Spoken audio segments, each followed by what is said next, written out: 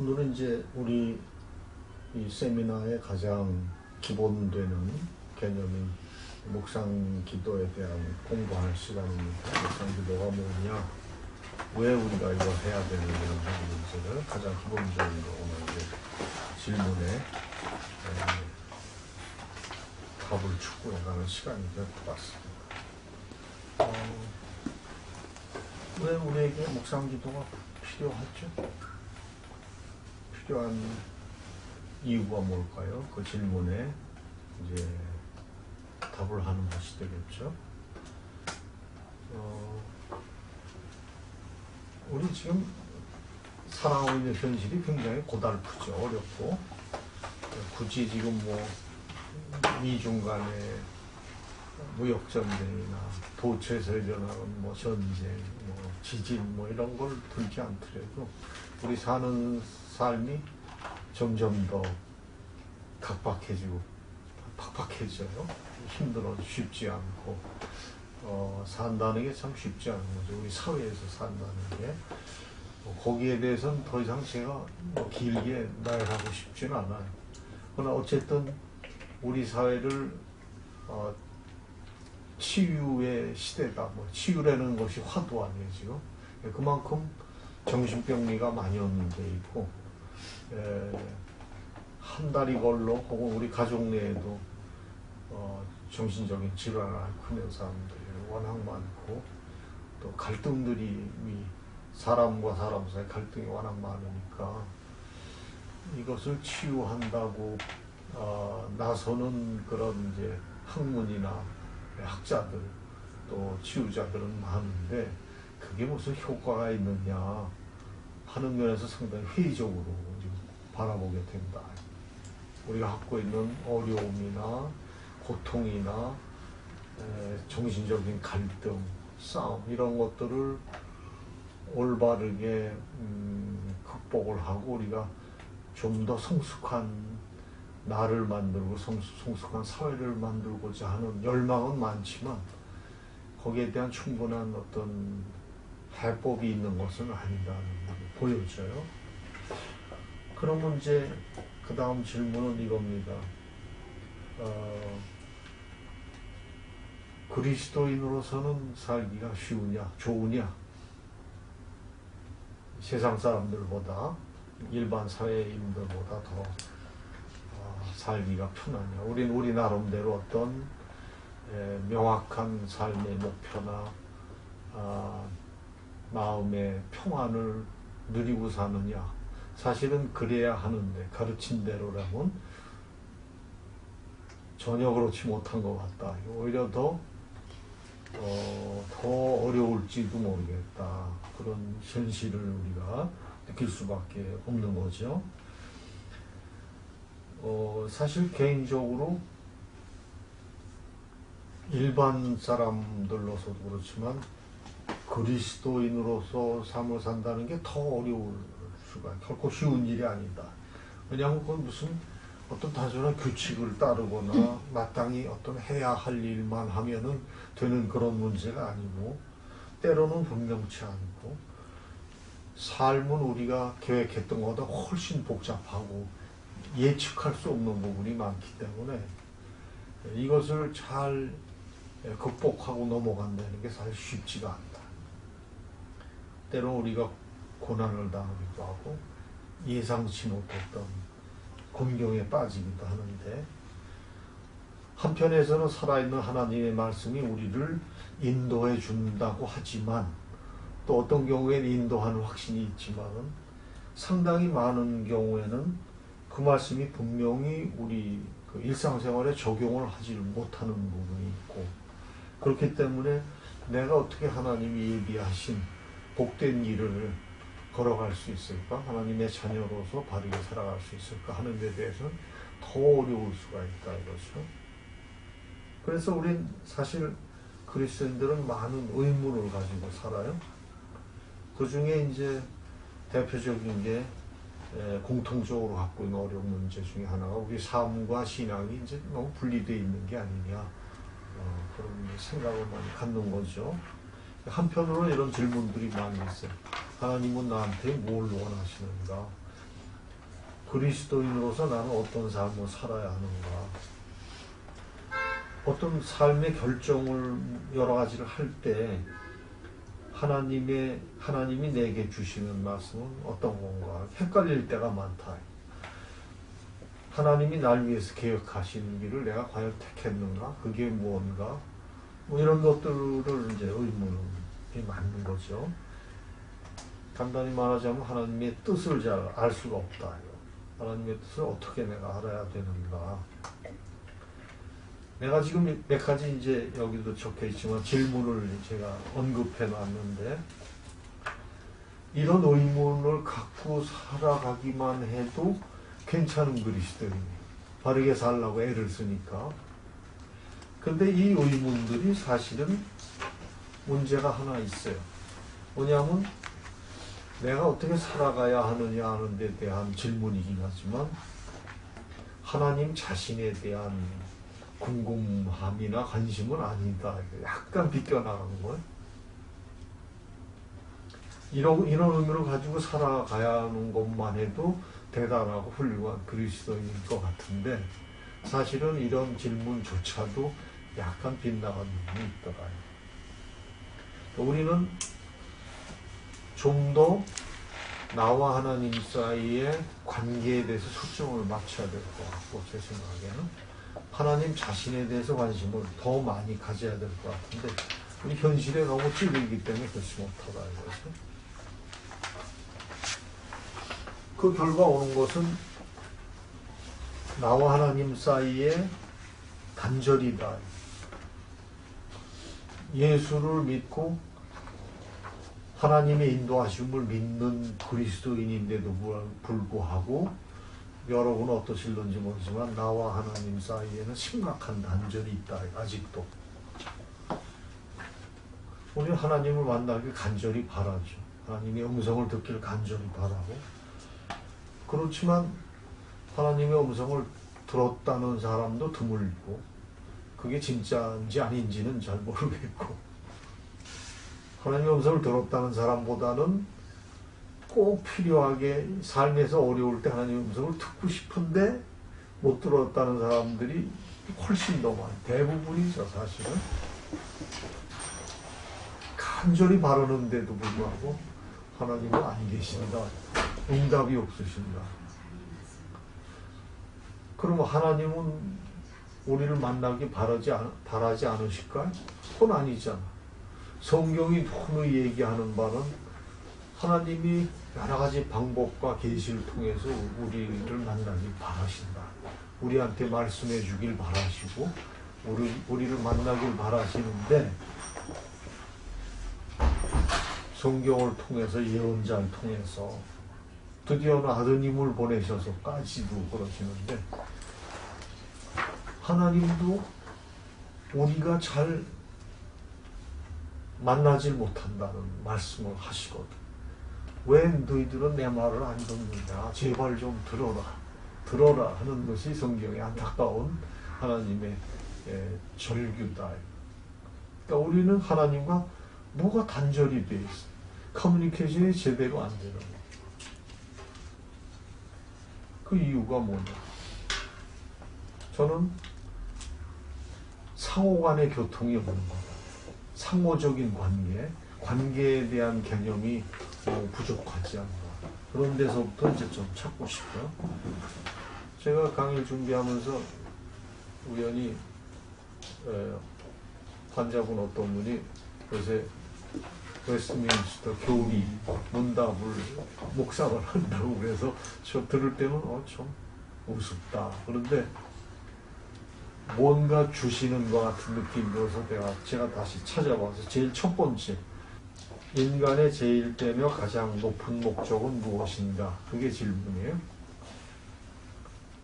정답은 인간의 제일되며 가장 높은 목적은 하나님을 영화롭게 하며 영원토록 그를 온전히 즐거워하는 것이다.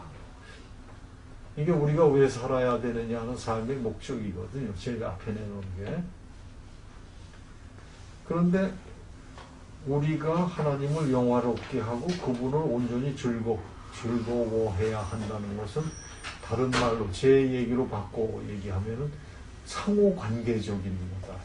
상호관계적인 거. 우리가 오랫동안 상담교육, 상담훈련에서 아주 가장 중요한 기본 원리 우리가 이해를 하고 있는 것은 내담자, 상담자, 나아가서는 인간과 인간이 서로 공감적인 연결이 돼야, 대화가 돼야, 교통이 돼야 서로 성숙이 있다 그런 거거든요. 마찬가지다. 하나님과 우리 사이에도 치유와 성숙이 있으려면은 하나님과 우리가 상호 관계적인 것으로 연결이 되어야 된다. 맺어져야 된다. 나는 그게 굉장히 중요한 요새 묵상하는 저한테 명제입니다. 그런데 상호 관계적으로 생각하지 않는다는 생각이 많이 들어요. 보세요. 기도를 살펴보자. 우리가 하는 기도가 상호 관계적인가? 나 중심으로 돼 있다. 자기 중심적으로 돼 있다.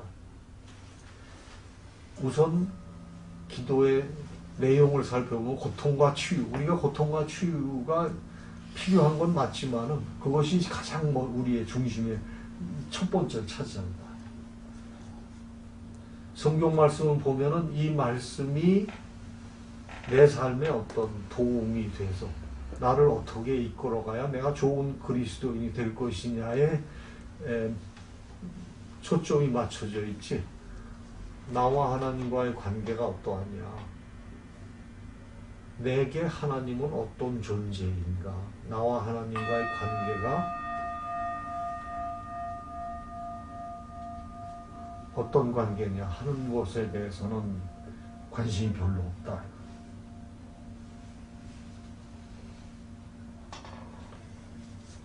그래서 이런 우리와 하나님과의 단절된 것 같은 현상을 어디서 찾아야 되느냐?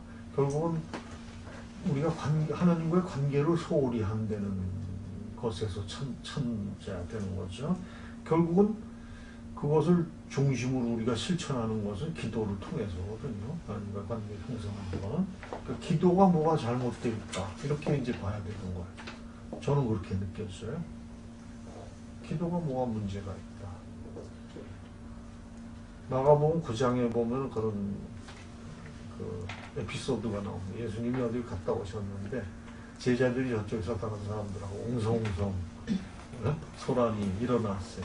왜 무슨 일이냐 그랬더니 제자들 어떤 사람이 튀어나와서 우리 아들이 귀신 들려서 가끔 쓰러져서 발작을 거품을 물고 발작을 일으키고 이렇게 하는데 당신의 제자들한테 좀 고쳐달라고 했더니 고쳐주질 못합니다. 이렇게 얘기를 하는 거죠.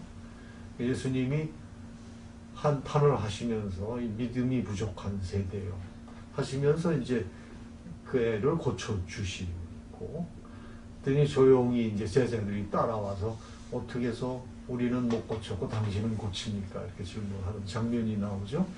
그랬더니 예수님이 뭐라고 말씀하세요? 기도 외에는 다른 방법이 없다. 그렇게 얘기를 하신다. 우리 그 말씀을 들을 때 어떻게 이해를 하는 거 아니? 열심히 열성을 다해서 간절히 매달리면은 낫는다. 이런 걸로 이제 바꿔놓은 거죠. 그렇게 해석을 한다. 그러나 저는 그 말씀을 이해하면서 이게 그 상황에서 제자들이 그러면 간절히 매달리고 기도하지 않았겠느냐. 이미 예수님이 제자들한테 귀신 내쫓는 치유하는 능력을 주셨거든요. 그 몇 장 전에 보면 말씀이 나오죠. 그런데도 안 된다. 매달리고 간절히 기도하고 귀신한테 꾸짖고 야단을 쳤을 거예요. 안 된다. 뭐가 다르냐?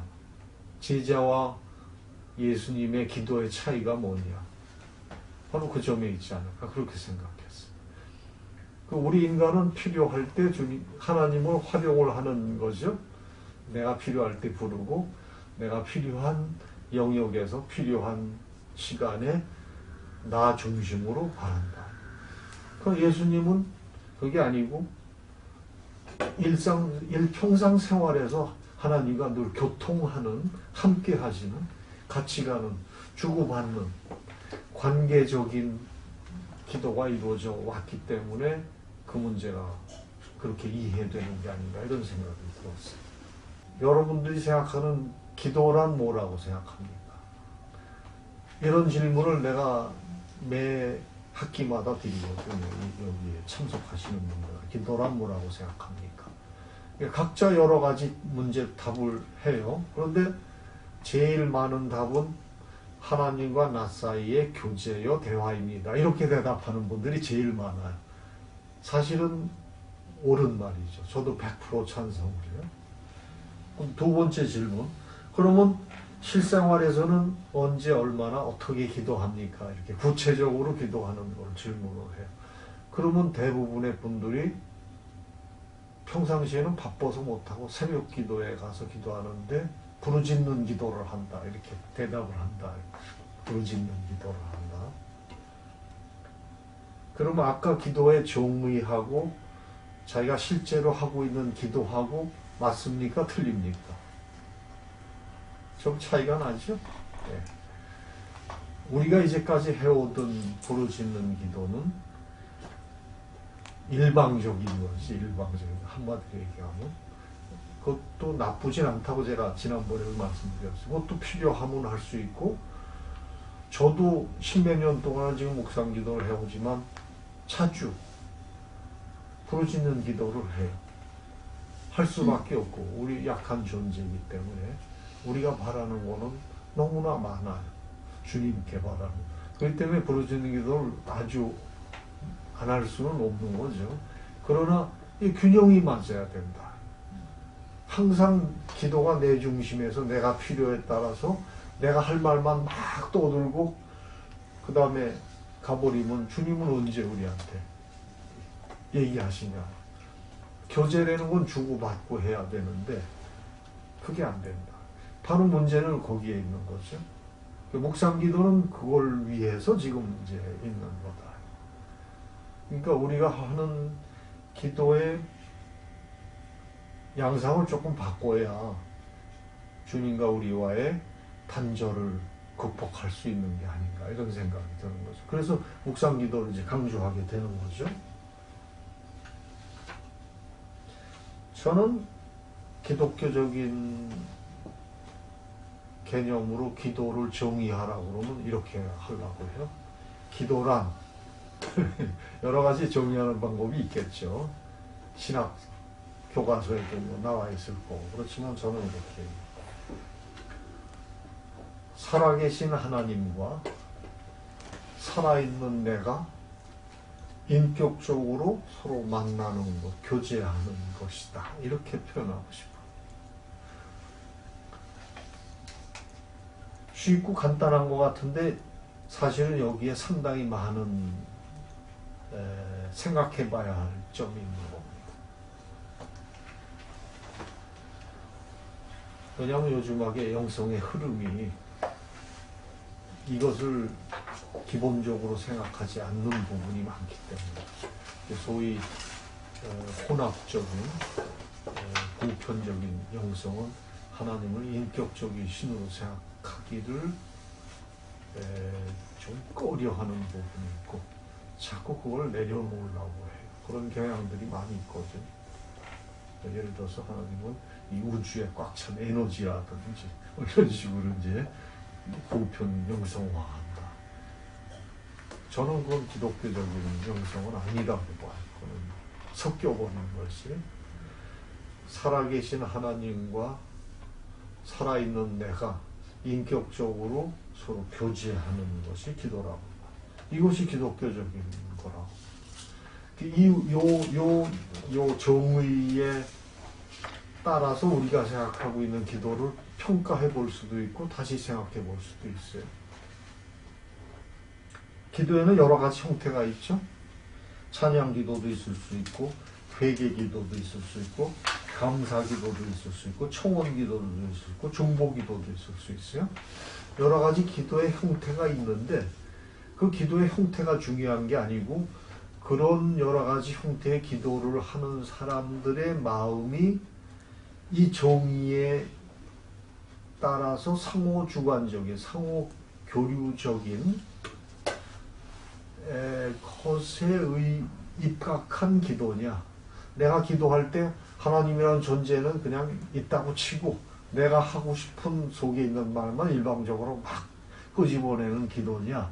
그렇지 않으면 하나님이라는 존재, 그분의 임재를 우리가 지금 이제 앞으로 자주 사용하려고 하나님의 임재를 매 순간순간 반복해서 느끼면서 그분을 인격적인 대상으로 삼고 내가 이렇게 표현하고 당신을 대하는 것을 당신이 어떻게 생각하실까 하는, 당신이 어떻게 느끼실까 하는 것을 함께 느끼면서 함께 간다는 생각을 하면서 기도를 하는 거냐 아니냐에 따라서 그건 천차만별로 달라진다고 생각해요. 그런 뜻에서 우리가 하는 기도나 이 지금 세상에서 횡행하는 기도나 그런 것들이 재평가돼야 된다고 생각합니다. 방언 기도도 마찬가지. 예를 들면은 내가 방언 기도를 하는데 나한테 메모리 돼가지고 내 속에 있는 어떤 걸려있는 감정을 막 뿜어내는데 정신이 없다면은 그것도 주님이 귀엽게 봐주시긴 하지만 그건 성숙한 기도는 아니다. 부르짖는 기도도 마찬가지고. 그러나 방언 기도를 하되 하나님의 존재를 매 순간순간 이해를 하면서 그분의 존재와 내가 교제한다는 마음이 깔려 있으면서 방언 기도를 한다면 그것은 훌륭한 묵상 기도가 될 수가 있다. 이렇게 봅니다.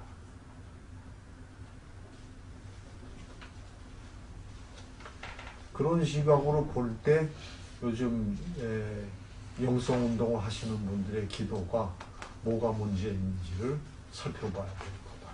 예를 들면 대표적인 게 향심기도죠.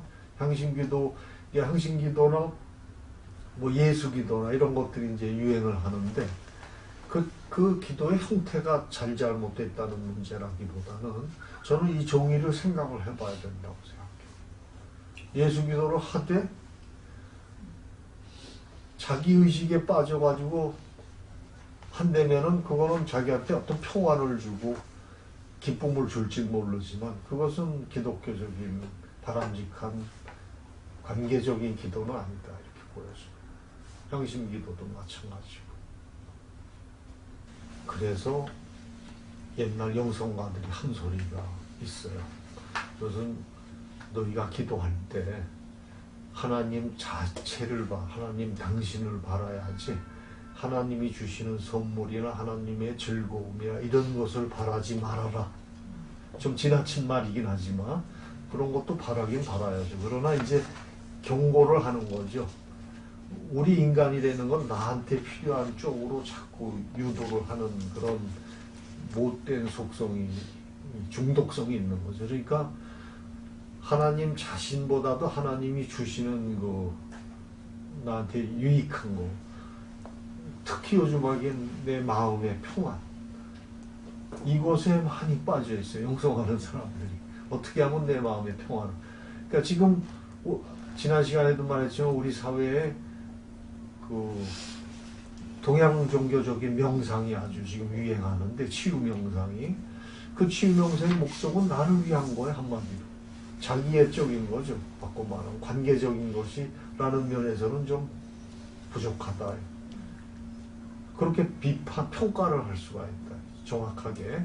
그러니까 우리가 어떤 명상 방법을 볼 때 이것은 기독교적인 것이 아니다, 이건 기독교적인 것이다 하는 평가하는 그 잣대가 바로 저는 관계적인 것에, 하나님과 나 사이의 인격적인 관계적인 것에 있다. 이렇게 보는 거다.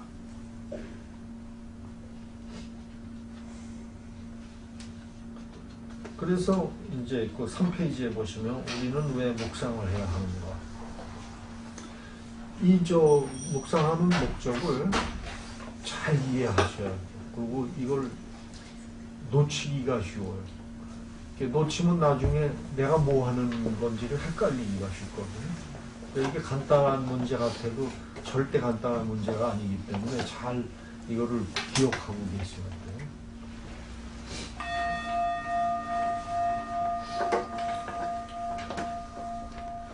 왜 우리에게 묵상이 필요한가요? 묵상의 목적이 뭔가요?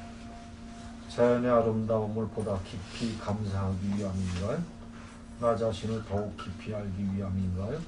나의 성질을 다스리기 위함인가요? 평안을 얻기 위한가요? 이것도 필요할 때가 있죠.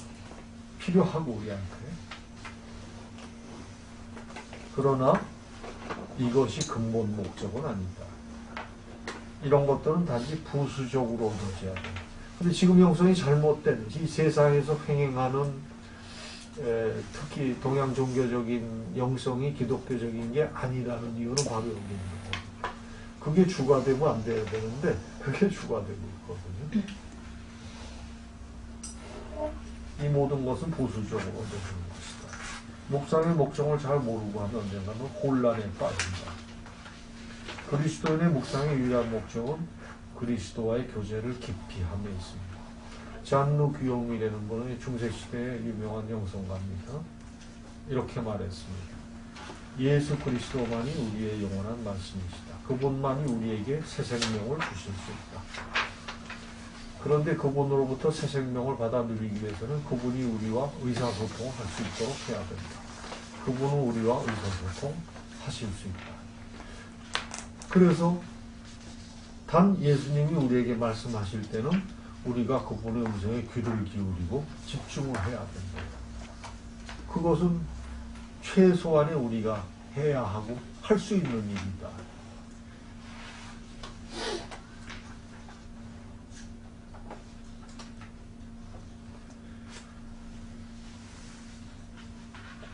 묵상 기도에는 호흡이 필요하다면 다 이걸 위해서고, 음악이나 중소리나 촛불이 필요하다면 이것도 역시 그리스도에게 더 잘 듣기 위한 목적이고, 심지어는 예수 기도랑 뭐 이런 것들이, 심지어는 주기도문 뭐 이런 것들도 내가 주님을 제대로 만나서 주님과 교제를 하기 위한 목적이 아니고 그냥 형식적으로 몇 가리는 거나 내가 좋은 그리스도인이 되기 위해서나, 이것도 문제가 있는 거다. 그렇지 않으면 참선이나 요가나 다를 바가 없다는 거죠. 우리 내면에서 들리는 그분의 음성, 침묵 속에서 들리는 음성에 귀를 기울이는 것, 이것이 묵상이다.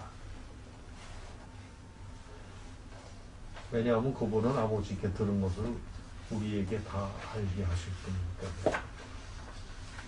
하나님은 우리를 너무 사랑하시고 거룩한 신비의 귀중한 재산을 우리와 항상 나누고 싶어 하시기 때문에 말씀을 하신다. 계시가 일어난다.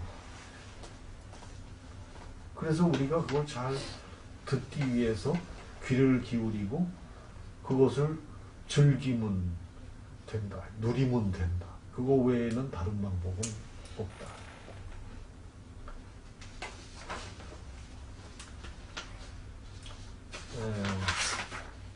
여기서 잠깐 우리가 3페이지로 다시 위로 올라갑니다. 용어를 좀 정리를 해야 될 것 같아요. 다들 헷갈려 하시는 분들이 많기 때문에 여기서 우리가 사용하는 용어에 대해서 좀 정확하게 아셔야 될 것 같아요.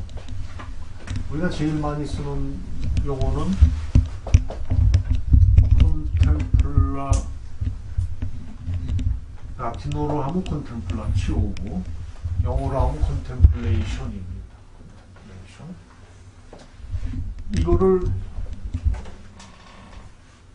전에 우리 개화기에 천주교 분들이 이제 우리말로 번역을 하면서 이걸 어떻게 번역을 했는지 관상이라는 말로 번역을 했어요. 관상.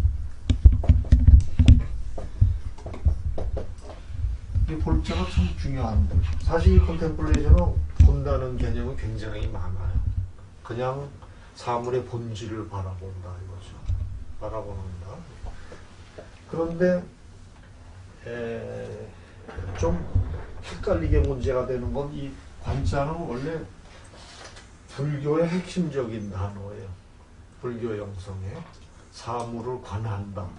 이게 사물의 본질을 이렇게 꿰뚫어 본다는 뜻이거든요. 그래서 이게 이제 불교에서 널리 쓰던 용어인데 이걸 이제 들여온 거죠.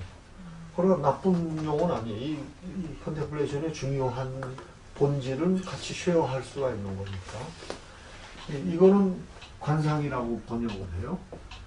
거기에 비해서 이제 메디테이션이라는 말이 있어요. 메디테이션. 라틴어로는 메디타치오 이렇게 이제 있고, 이거는 이제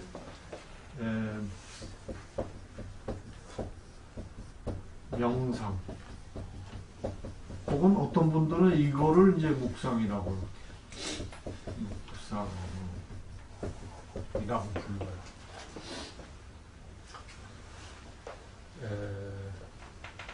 이 컨템플레이션과 메디타치오는 우리가 지금 공부하려고 하는 묵상기도의 핵심을 이루고 있는 거예요. 그런데 이 메디타치오하고 컨템플라치오 상당히 반대적인 거고 차원이 조금 달라요. 이 메디테이션은 간단히 구분해서 말씀을 드리자면 내가 가지고 있는 그 이성적인 사고, 논리, 개념, 그 다음에 정서적인 감정 이런 것들을 동원을 해서 하나님을 이해하려고 하는 거예요. 그걸 메디타치오로. 우리가 묵상한다는 거, 지금 공부하는 묵상기도라는 건 가만히 침묵을 하면서 주님께 다가가는 것을 바라고 주님께 듣고 주님과 함께 있는 것을 누리는 것이 이제 묵상이라고 한다면은, 그것을 내가 가지고 있는 논리나 개념 이런 것들로 이제 접근하는 거예요. 예를 들어서 렉처 디비나를 할 때 이 말씀이 이런 배경에서 이루어졌고, 우리가 보통 큐티하는 것이 이제 이 메디타치오에 해당하는 거죠. 말씀이 이런 배경 속에서 이루어지고 이런 맥락에서 이런 메시지를 주시는 거고, 이런 메시지를 내가 이렇게 받고 생활에 이렇게 적용을 하고 이렇게 저렇게 하나님을 이해하는 거다, 이런 거예요. 그걸 이제 메디타치오다.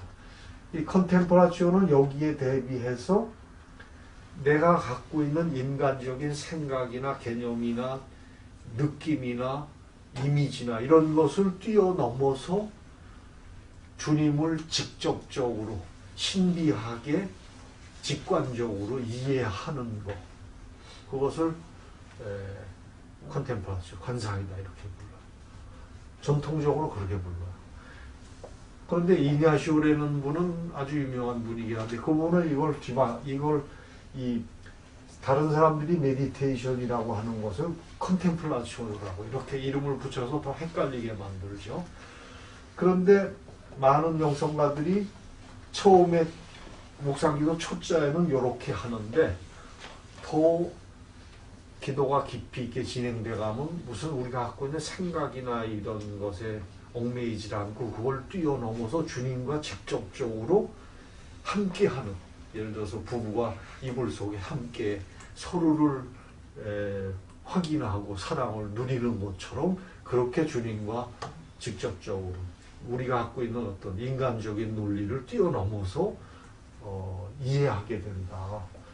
그렇게 이제 바라보는 것을 관상이라고 그랬는데, 이 단계를 좀 뛰어넘어 이런 단계로 된다 이렇게 얘기를 했어요, 논리적으로는. 그런데 사실은 이것과 이것이 무슨 계단 올라가듯이 이렇게 논리적으로 정확하게 되는 게 아니고 오르락 내리락 하는 거죠. 이런 단계가 됐다, 기도하다 보면 이렇게 됐다 이렇게 됐다 왔다 갔다 하는 거예요. 그러니까 굳이 꼭 나눌 필요가 사실은 없어요, 보통은. 그리고 이걸 한 묶음으로 생각해야 돼요, 이게 왔다 갔다 하기 때문에. 그래서 저는 이 두 개를 한꺼번에 우리가 보통 쓰는 묵상이라는 단어를 그렇게, 그러니까 제가 이제 묵상이라고 표현할 때는 이 두 개를 같이 섞어서 쓴다고 보시면 돼요. 특별히 이 컨템플레이션이라는 개념을 설명하기 위해서 제가 관상이라는 말을 따로 쓸 수도 있었던 때는. 이해가 되셨죠?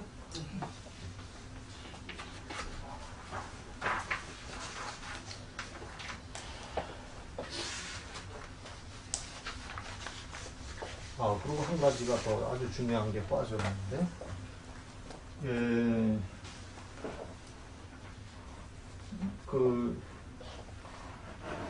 이것과 유사한 개념이긴 한데,